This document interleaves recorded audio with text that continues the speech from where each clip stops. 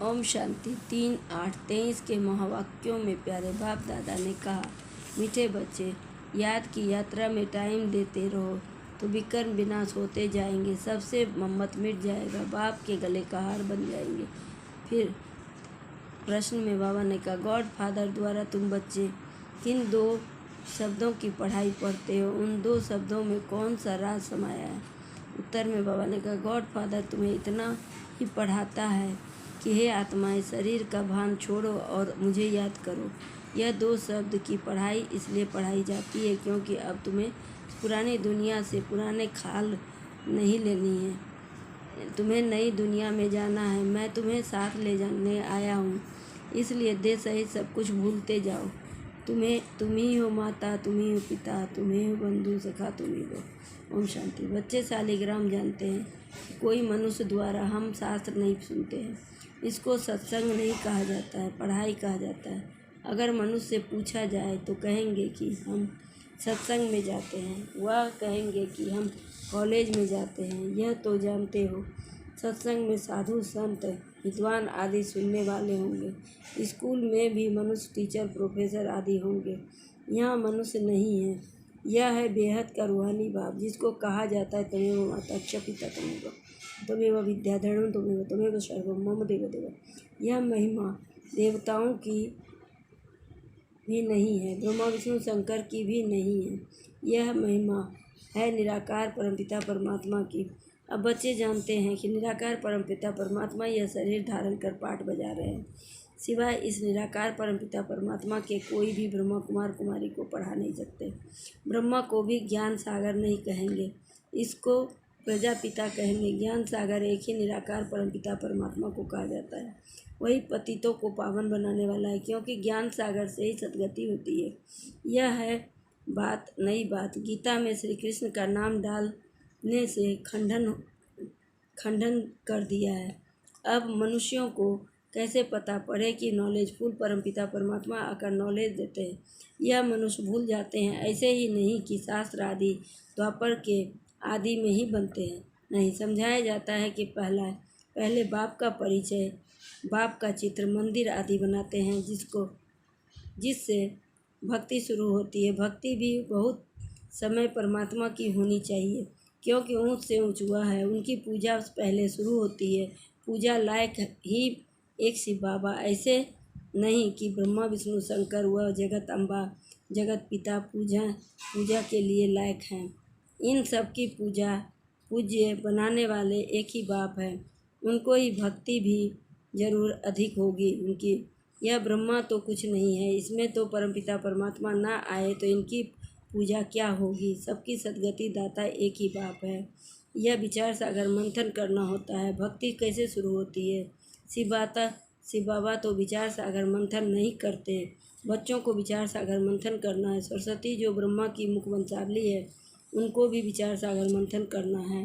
ऊंच से ऊंच है एक, अगर वह न आए तो दुनिया तो पतित से पावन कौन बनाए? सब मनुष्य मात्र पतित है। अब शिव बाबा न आए तो स्वर्ग का वर्षा कौन देवे? निश्चय बुद्धि नहीं तो विजय माला में पिरो नहीं सकेंगे। सपूत बच्चे सदैव गले का हार बनते हैं, बाप भी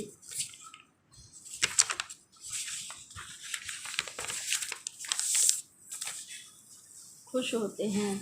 यह बच्चा बड़ा सपूत है, आज्ञाकारी है। बहुत माँ बाप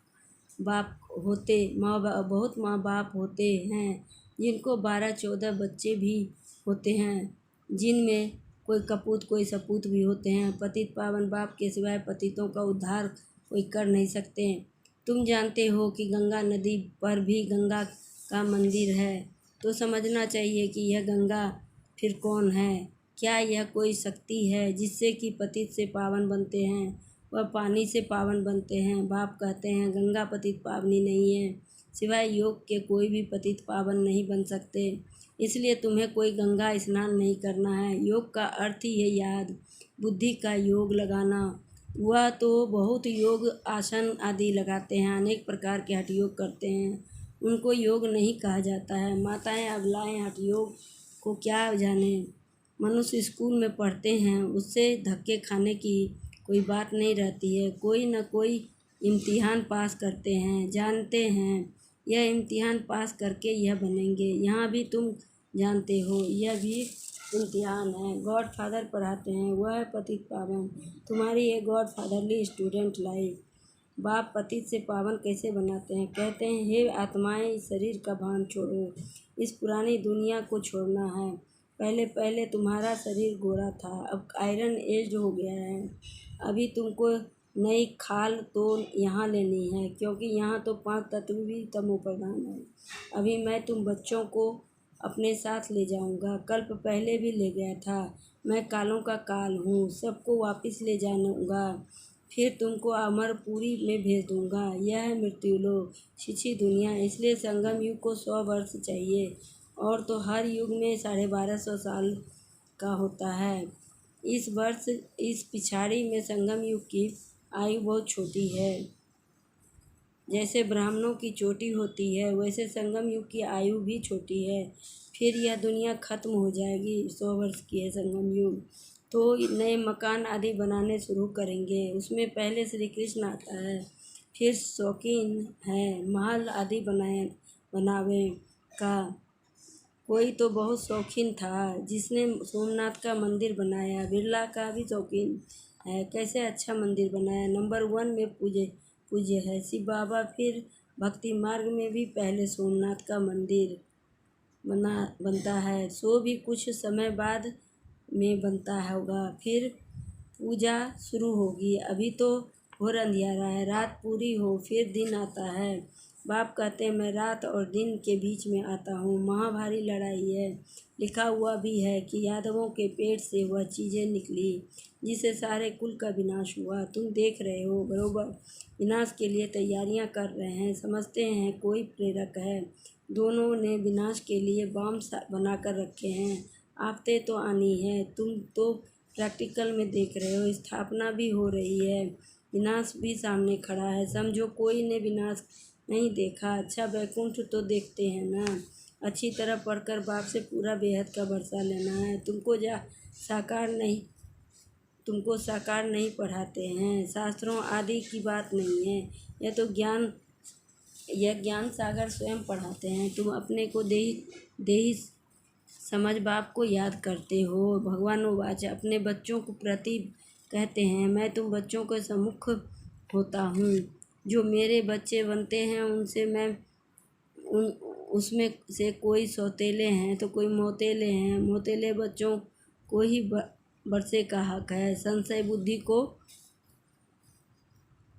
सौतेले कहा जाएगा, उनको वर्षा नहीं मिल सकता। वह फिर पुरुषार्थ अनुसार प्रजा में चले जाते हैं। मोतेले रजाई में आ जाते हैं।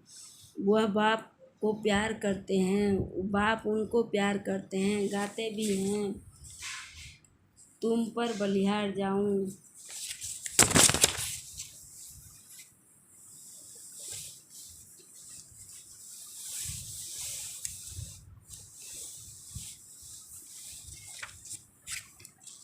तुम पर बलिहार जाऊं।